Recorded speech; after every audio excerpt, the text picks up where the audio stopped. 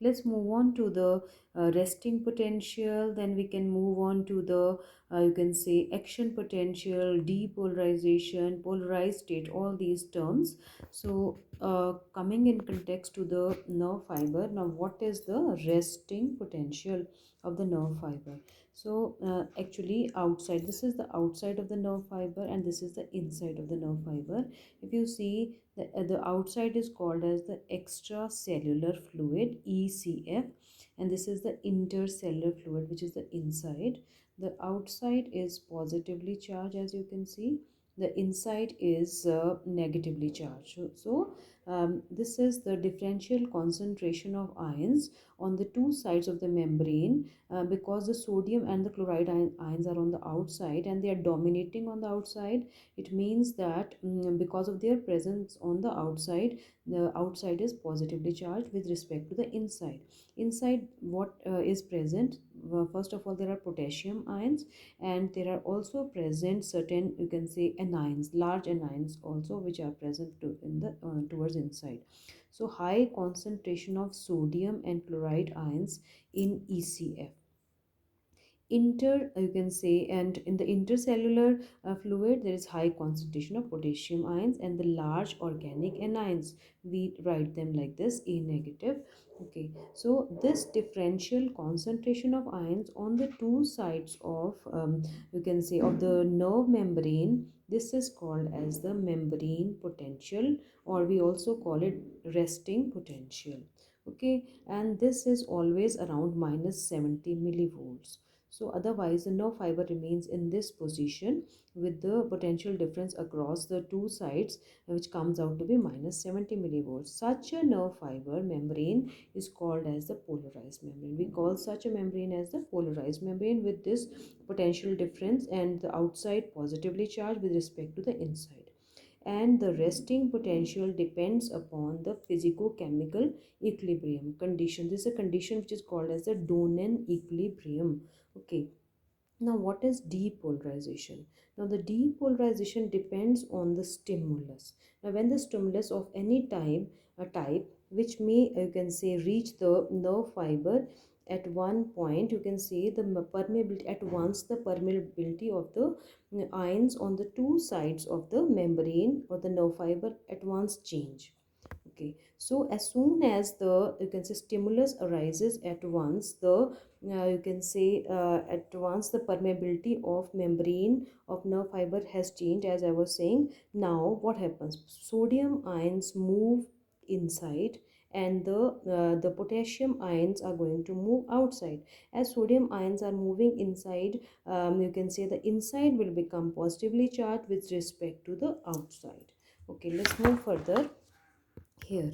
Now you can say this reversal of electrical changes in is called as the depolarization. Now this reversed polarity, because otherwise what was there, in the polarized state we had positive charge due to the presence of sodium chloride on the outside and with respect to the potassium ions. So that was the polarized state. What I was explaining now was the depolarized state. This is due to the presence of a nerve impulse has reached here.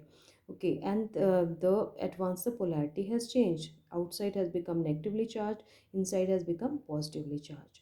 Okay, so this is the depolarized state. Now coming to the repolarization. Now again there can be repolarization also.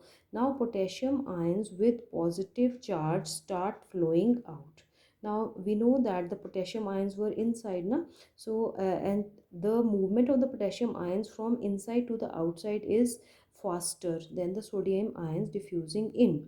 So again the polarity will reverse and the outside will become positively charged, like the polarized state, like this. See, you can see outside becomes positively charged with respect to the inside, which becomes negatively charged, and we call this state as the repolarization. Such a state is called as the repolarized state.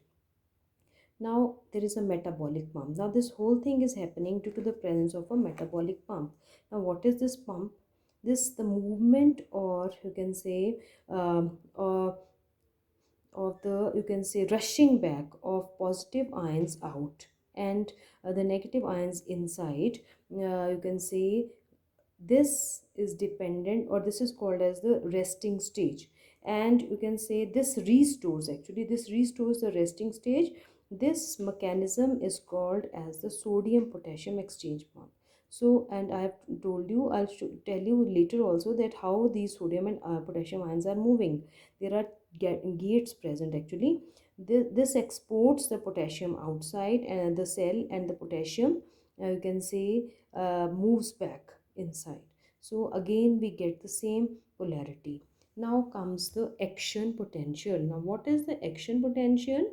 When sodium ions rushed inside at one, you can say, point on nerve fiber, making the outside negatively charged with respect to the inside, which is positive. Now, so this difference in potential between two areas is called as the action potential.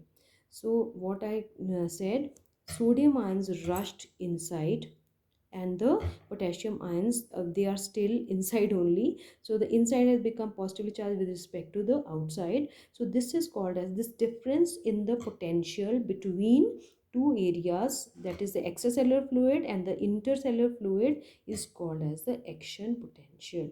And this, there's a diagram for action potential. You can see here a diagram is given. Here you can see these are millivolts given on one side, time is given on the other side, and this is the stimulus. You can see the stimulus reaches here. The time for the stimulus to get activated to the firing level is called as the latent period, and once the stimulus reaches the you can say the threshold, it reaches the firing level, then it overshoots, and then you can see it is reaching from -70, it has reached to the above positive side, it has come, and then it comes back after you can say depolarization takes place, and it reaches back to the same level, and then this is the state of hyperpolarization. So this is the action potential. Here again through this diagram also we can explain. Thus this is a temporary, now action potential is a temporary change between, you can say, stimulated and resting portion of the nerve fiber. You can say so if this is the say the nerve fiber which is divided into three parts, you can see actually it's the same nerve fiber, outside positively charged, inside negatively charged. Here outside, as soon as the impulse comes, the polarity has changed. This was the polarized state, this is the depolarized state, and then it becomes excited. In the excited axon, it comes back to the same polarity which was in the beginning, and we call it the polarized state. This is actually the repolarized state. Instead of saying polarized, we call it re. I'll just make a correction. This is the repolarized state. And here if you can see the direction of the nerve impulse, this is the arrow shows the direction of the nerve impulse. So this, for example, if this was a nerve fiber, here the stimulus comes, one portion becomes depolarized, and then it keeps on moving to the next, and the same way the conduction, there is conduction of the action potential.